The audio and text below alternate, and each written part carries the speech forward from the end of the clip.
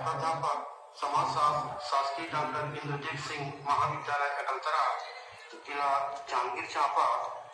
प्रिय विद्यार्थियों, हम डॉक्टर A.R. देसाई के भारत में राष्ट्रवाद का उदय के बारे में चर्चा कर रहे थे, जिसमें इस भाग में हम भारत में राष्ट्रवाद के उदय के कारण पर विस्तार से चर्चा करेंगे।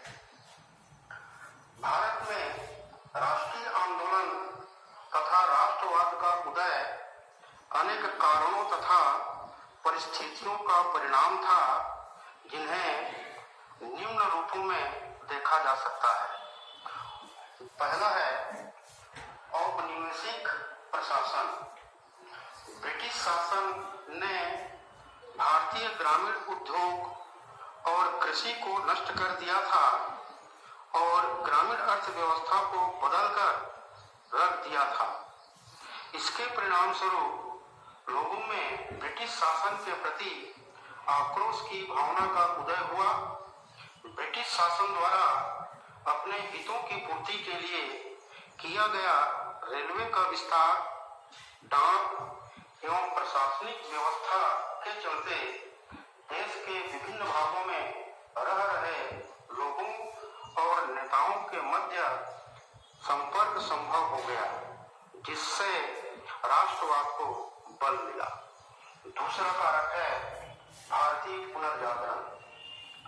भारतीय पुनर्जागरण ने भी अपने दो स्वरूपों में राष्ट्रवाद की भावना को प्रश्रय दिया। पहला, उसने भारतीय समाज में व्याप्त कुरीतियों, अनिष्टताओं, अवांछनीयताओं एवं रूढ़ियों से मुक्ति का मार्ग दिखाया। और दूसरा, भारतीय संस्कृति के गौरव को पुनर्स्थापित किया, जिसके परिणाम स्वरूप देश में एक नवीन राष्ट्रीय चेतना की भावना को बल मिला। तीसरा है पाश्चात्य शिक्षा एवं चिंतन। पाश्चात्य विचारों पर आधारित आधुनिक शिक्षा प्रणाली से भारतीय राजनीति में आत्मनिर्भर, स्वशासन, स्वतंत्रता, समानता, व्यक्तिवाद, मानवतावाद, राष्ट्रवाद तथा बंधुत्व जैसे विचार महत्वपूर्ण हो गए। पाश्चात्य शिक्षा ने भारतीयों को पश्चिमी पुनर्जागरण के उदात्त मूल्यों से परिचित कराया तथा एक नया वैचारिक आयाम प्रदान किया। स्वतंत्रता, समानता तथा बंधुत्व की भावना ने भारतीयों के मन में राष्ट्रवाद का एक नया बीज बो दिया। परिणाम स्वरूप वे भी अपने अधिकारों के प्रति सजग हो गए तथा भारतीय राष्ट्रवाद को नई दिशा मिली। चौथा, प्रेस तथा समाचार पत्रों की भूमिका। प्रेस तथा समाचार पत्रों ने ब्रिटिश उपनिवेशवादी तंत्र की मानसिकता से लोगों को परिचित कराया तथा देशवासियों के मन में एकता की भावना को जागृत करने में महत्वपूर्ण योगदान दिया। समाचार पत्रों के जरिए विभिन्न विषयों पर लिखे गए लेखों ने देशवासियों का मनोबल बढ़ा दिया, जिसके परिणाम स्वरूप एक संगठित आंदोलन का सूत्रपात हुआ। पांचवा, समकालीन यूरोपीय आंदोलन का प्रभाव। समकालीन पूरे यूरोपीय देशों, अमेरिकी देशों तथा दक्षिण अफ्रीका को प्रभावित करने वाले राष्ट्रवाद ने भारतीय राष्ट्रवाद को भी स्फूर्ति प्रदान की।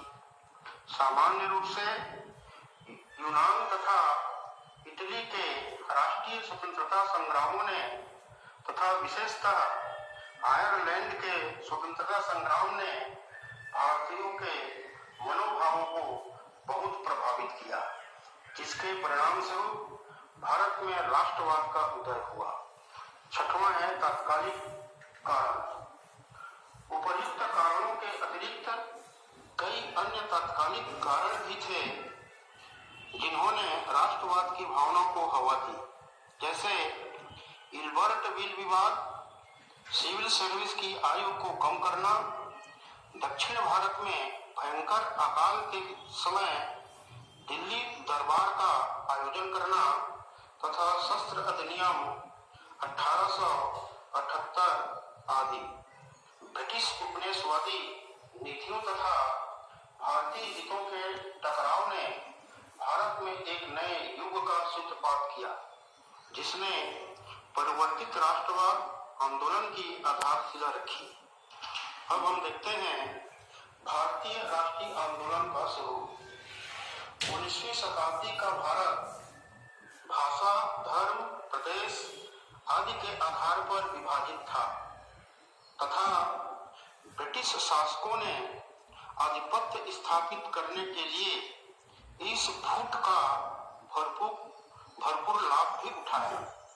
यद्यपि भारत एक भौगोलिक इकाई मात्र नहीं था, बल्कि इस विविधता में सांस्कृतिक एवं ऐतिहासिक एकता भी अंतर्निहित थी, जिसने राष्ट्रीय आंदोलन के आरंभ, विकास एवं सफलता की ओर अग्रसर होने में सहायता प्रदान की।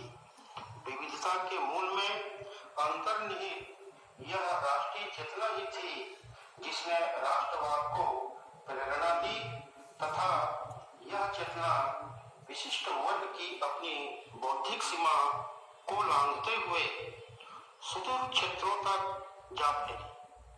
अंग्रेजों की यह स्पष्ट नीति रही कि भारतीयों में किसी भी प्रकार की एकता न बन पाए, बल्कि उनमें फूट डालकर उन पर राज किया जाए। यद्यपि बुद्धिजीवियों, किसानों, श्रमिकों आदि को समान उद्देश्यों की प्राप्ति के लिए विदेशी शासकों के विरुद्ध एकजुट किया। अब देखते हैं हम निष्कर्ष या सारांश।